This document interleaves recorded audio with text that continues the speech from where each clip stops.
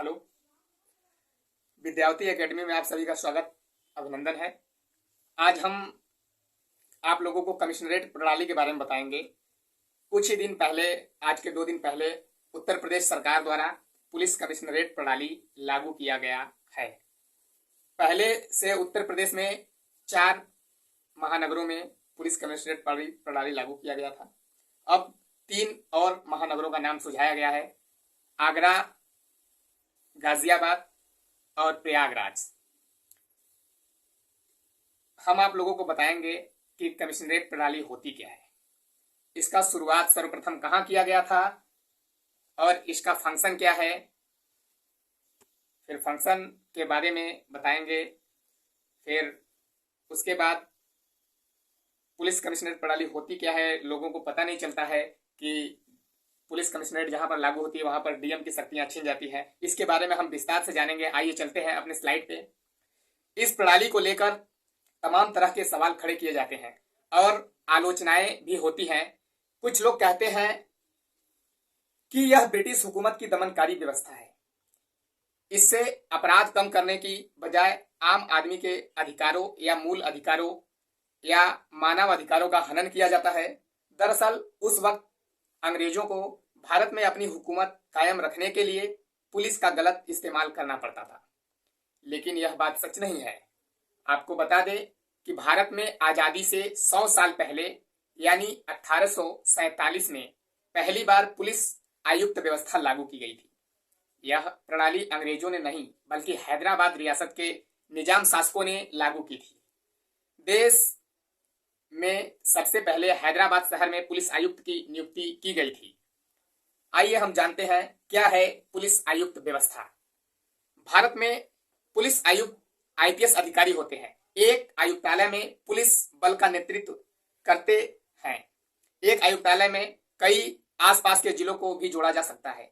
एक जिले के पुलिस बल के प्रभारी के रूप में आयुक्त के पास पुलिस अधीक्षक यानी एएसपी या एसएसपी सापेक्ष कार्यकारी शक्तियां अधिक होती हैं। पुलिस आयुक्त एक ऐसा पद है जो संबंधित राज्य सरकार द्वारा प्रदान की गई मंजूरी के आधार पर एसपी रैंक से ऊपर के आईपीएस अधिकारी को दिया जा सकता है। इस प्रणाली के अंतर्गत पुलिस और कानून व्यवस्था की सारी शक्तियां पुलिस आयुक्त कमिश्नर ऑफ पुलिस में निहित होती है तथा पुलिस आयुक्त एकीकृत पुलिस कमान का प्रमुख अधिकारी होता है। कमिश्नर प्रणाली में पुलिस आयुक्त अपने कार्यक्षेत्र में कानून व्यवस्था बनाए रखने एवं अपने निर्णयों के लिए राज्य सरकार के प्रति उत्तरदायी होता है। आइए हम जानते हैं पुलिस कमिश्नर प्रणाली के कार्य प्रक्रिया के बारे में। इस प्रणाली में दंड प्रक्रिया संहिता, जिसे हम सीआरपीसी कहते हैं, के तहत कुछ मामलों में अंतिम फैसला लेने का अधिकार पुलिस आयुक्त को दे दिया जाता है। जैसे सीआरपीसी की धारा 107, 116, 144, 145 इत्यादि। सीआरपीसी की धारा 20 के तहत पुलिस आयुक्त को दंडाधिकार की शक्तियां, जबकि अपर आयुक्तों को सीआरपीसी की धारा 21 के तहत कुछ मामलों में दंडाधिकार का विशेष शक्तियां प्रदान की जाती है। कमिश्नरी प्रणाली में पुलिस आयुक्त को अपने कार्यक्षेत्र की सीमा के अंदर लाइसेंस जारी करने का भी अधिकार प्राप्त होता है, जैसे शस्त्र लाइसेंस, होटल या बार लाइसेंस इत्यादि। पुलिस आयुक्त के पास क्षेत्र के किसी भी भाग में किसी भी प्रकार के आयोजन, सांस्कृतिक कार्यक्रम, कंसर्ट, विरोध प्रदर्शन, धरना प्रदर्शन इत्यादि की अनुमति देने न देने का पूर्णतः स्वतंत्रता प्राप्त अधिकार होता है। इसके साथ ही विशेष परिस्थितियों में बल प्रयोग और संवेदनशील मामलों में रासुका, राष्ट्रीय सुरक्षा कानून, नेशनल सिक्योरिटी एक्ट, जिसे हम एनएसए 1980 में लागू किया गया था, या गैंगस्टर एक्ट के तहत विभिन्न धाराओं का प्रयोग करने के लिए पुलिस आयुक्त एक आदेश ही अंतिम सर्वमान्य माना जाता है। आइए हम जानते हैं कि हमारे पुलिस कमिश्नरेट को लागू करने के विषय में हमारे संविधान में या फिर कानून में कहाँ पे बात की गई है। हम कुछ आयोग और समितियों को देखते हैं। पहला आयोग है धर्मवीरा आयोग। धर्मवीरा पूर्व राज्यपाल थे। उन्हीं ने इस आयोग को 1977 में इस आयोग को बनाया गया था, उसके बारे में हम जानते हैं। पुलिस तंत्र में सुधार के उद्देश्य से वर्ष 1977 में पूर्व राज्यपाल धर्मवीरा की अध्यक्षता में गठित छठे राष्ट्रीय पुलिस आयोग ने अपनी रिपोर्ट में 5 लाख या उससे अधिक की आबादी वाले महानगरों के लिए पुलिस कमिश्नरी प्रणाली की अनुशंसा की थी। दूसरा समिति बनाया गया था जिसे पद्मना भैया समिति, सन 2000। वर्ष 2000 में पद्मना भैया समिति ने भी अन्य सुधारों के साथ अधिक जनसंख्या वाले महानगरों में पुलिस कमिश्नरी प्रणाली लागू करने का सुझाव दिया था। वर्ष 2005 में केंद्रीय गृह मंत्रालय द्वारा पुलिस तंत्र में सुधार के लिए एक आयोग का गठन किया गया। आयोग द्वारा प्रस्तावित ड्राफ्ट मॉडल पुलिस एक्ट, जिसके तहत से आज यह कमिश्नरी प्रणाली लागू किया जाता है, वह है ड्राफ्ट मॉडल पुलिस एक्ट में 10 लाख या उससे अधिक का आबादी वाले महानगरों के लिए पुलिस कमिश्नरी प्रणाली को आवश्यक बताया गया है। अब हम ये जानते हैं कि कमिश्नरी प्रणाली की जरूरत क्यों पड़ी। आखिर इसके पहले तो डीएम की दोहरी प्रणाली ही पूरे देश में चलती थी, तो कमिश्नरी प्रणाली की जरूरत क्यों पड़ती है, महानगरों को क्या क्या चुनौतियां आती है कि उस चुनौतियों से निपटारा के लिए कमिश्नरेट प्रणाली को लागू किया जाता है। वर्तमान समय में महानगरों में बढ़ती जनसंख्या के कारण प्रशासन और प्रबंधन पर बढ़ रहा दबाव सर्वविदित है। यह जनसंख्या का यह भार महानगरों में अन्य कारकों से जुड़कर आए दिन विधि व्यवस्था के लिए नई चुनौतियां प्रस्तुत करता है। ऐसे में पुलिस तंत्र का एकीकृत होना अति आवश्यक है। प्रशासन की दोहरी व्यवस्था में विधि व्यवस्था का उत्तरदायित्व जिला अधिकारी और एएसपी द्वारा समझाया या फिर साझा किया गया है।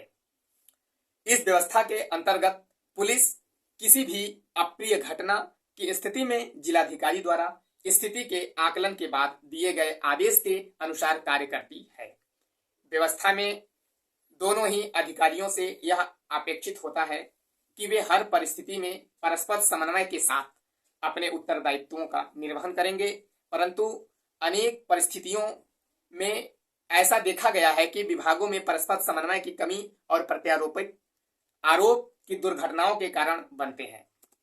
कमिश्नरी प्रणाली में प्रशासन की कोई द्वैध शासन या ड्युअलिटी नहीं होती है, अतः विषम परिस्थितियों में कठिन निर्णय लेने और उनके शीघ्र क्रियान्वयन में आसानी होती है। कमिश्नरी प्रणाली में शीर्ष अधिकारी अपने निर्णयों और कार्यों के लिए सरकार के प्रति उत्तरदायी होते हैं, अतः इस प्रणाली में नौकरशाही में व्याप्त कमियों को दूर करने में मदद मिलती है। फिर उसके बाद हम बात करते हैं कि जैसे डिस्ट्रिक्ट मजिस्ट्रेट और कमिश्नरेट दोनों अलग अलग होता है, तो मजिस्ट्रेट व्यवस्था और कमिश्नरेट व्यवस्था को लागू करने में थोड़ी सी चुनौतियां भी आती है। जैसे नौकरशाहों द्वारा जो उनके मन को शांति नहीं होती है, क्योंकि उनके बहुत सारे अधिकार पुलिस कमिश्नरेट में कमिश्नर को सौंप दिया जाता है। फिर उसके बाद इस पुलिस कमिश्नरेट व्यवस्था का देखिए, जो देश में योजना आता है तो उस योजना का कितने लोग बड़ाई भी करते हैं, बुराई भी करते हैं, और उस योजना को कितने लोग स्वीकार करते हैं, अस्वीकार करते हैं, सहजता से उसे मानने के लिए तैयार रहते हैं, और कुछ लोग आलोचना भी करते हैं। तो उसी तरह से कमिश्नर प्रणाली की आलोचना के बारे में हम आपको बताएंगे। जर्मन दार्शनिक मैक्स वेबर के शब्दों में राज्य अपनी सीमा में रह रहे लोगों पर वैधानिक रूप से बल प्रयोग के एकाधिकार का दावा करता है, अर्थात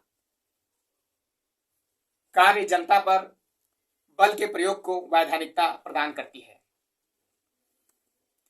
सामाजिक कार्यकर्ताओं और समाज के अन्य सदस्यों द्वारा समय समय पर यह आरोप लगाया जाता रहा है कि सरकारी जनता पर दबाव बनाए रखने के लिए कमिश्नरी प्रणाली जैसे माध्यमों से पुलिस को सीधे अपने अधिकार में रखना चाहती है। कमिश्नरी प्रणाली में किसी भी व्यक्ति के गिरफ्तारी वारंट, जमानत, भीड़ पर बल प्रयोग, लाठीचार्ज, आंसू गैस जैसे कई अन्य संवेदनशील मामलों में अंतिम आदेश देने का अधिकार पुलिस आयुक्त को दे दिया जाता है। ऐसे में अनेक परिस्थितियों में मानवाधिकार के हनन का भी भय बना रहता है। कमिश्नरी प्रणाली में पुलिस आयुक्तों को दंडाधिकार एवं कई अन्य संवेदनशील मामलों में प्रशिक्षण और अनुभव की कमी होने के कारण अब व्यवस्था का भय बना रहता है। शक्ति के एक ही पद में निहित होने के आदेशों पर नियंत्रण और संतुलन, जिसे चेक एंड बैलेंस की कमी महसूस होती है, तथा अधिकारों के निरंकुश होने एवं अपने अधिकारों के दुरुपयोग की आशंका बनी रहती है। आगे की राह में हम देखते हैं कि पूर्व में जैसे मुंबई, कलकत्ता, मद्रास जैसे महानगरों में अपराध नियंत्रण और कानून व्यवस्था बनाए रखने में पुलिस कमिश्नरी प्रणाली के प्रभावी परिणाम देखने को मिले हैं। अतः गाजियाबाद, आगरा, प्रयागराज जैसे महानगरों में यह व्यवस्था निस्संदेह सार्थक साबित होगी। कमिश्नरी प्रणाली के तहत पुलिस आयुक्त के सर्वोच्च अधिकारी होने के बाद भी वह अपने निर्णयों को सरकार के प्रति उत्तरदायी होता है। कोई भी निर्णय वह लेने के लिए सरकार के प्रति उत्तरदायी होता है। यदि एसपी रहता है डिस्ट्रिक्ट में, कमिश्नरेट प्रणाली नहीं लागू रहती है, तो एसपी कोई भी कार्य करने से पहले डीएम से परमिशन लेता है, लेकिन इसमें ऐसा कुछ नहीं है। साथ ही पुलिस आयुक्त के आदेशों को जनता, मानवाधिकार कार्यकर्ताओं आदि द्वारा अदालतों में भी चुनौतियां दी जा सकती है। यह व्यवस्था पुलिस के निरंकुश होने की आशंकाओं को दूर करती है।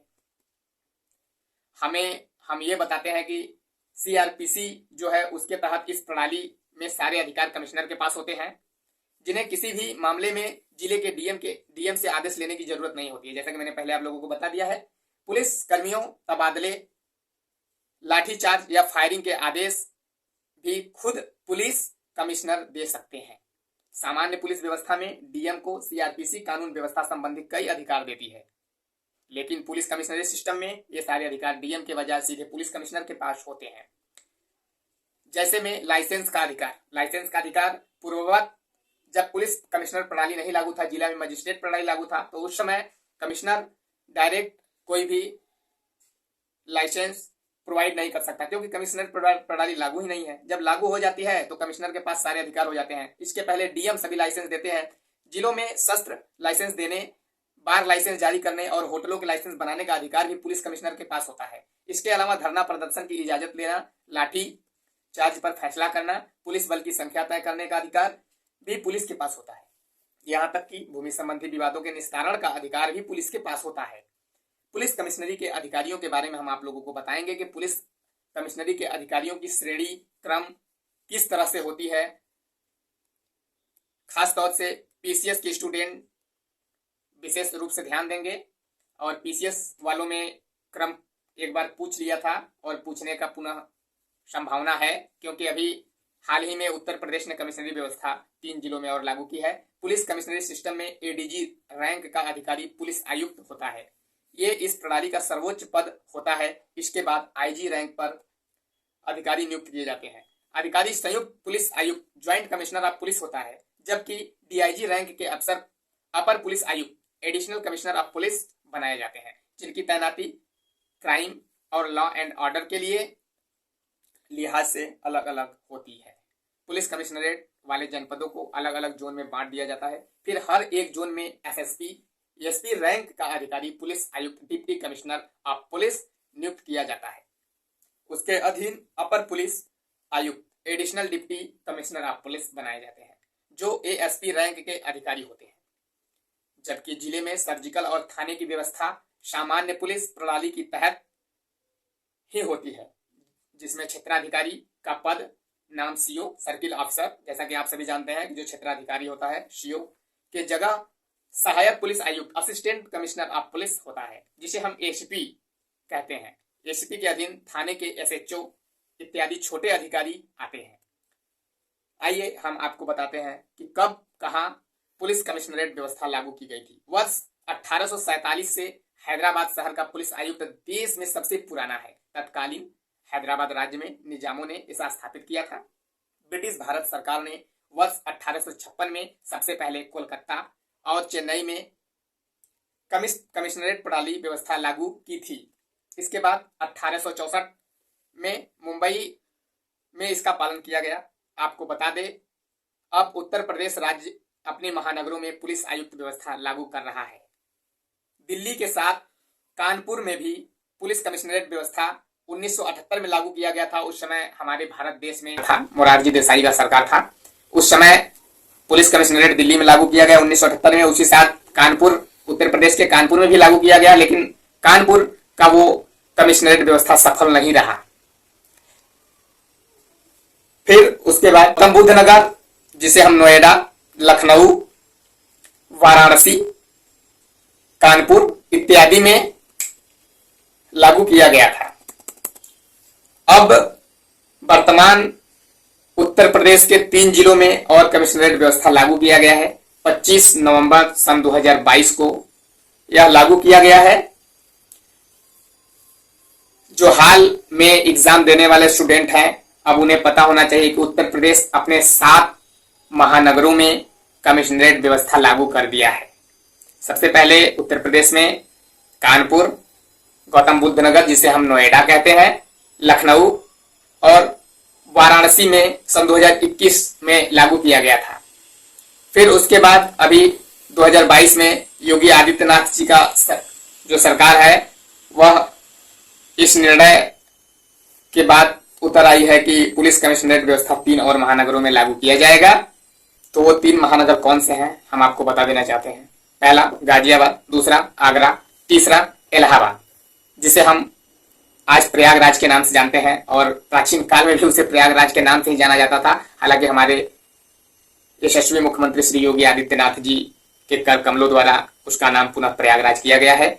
उस महानगर में भी पुलिस कमिश्नरेट व्यवस्था लागू हो गया है।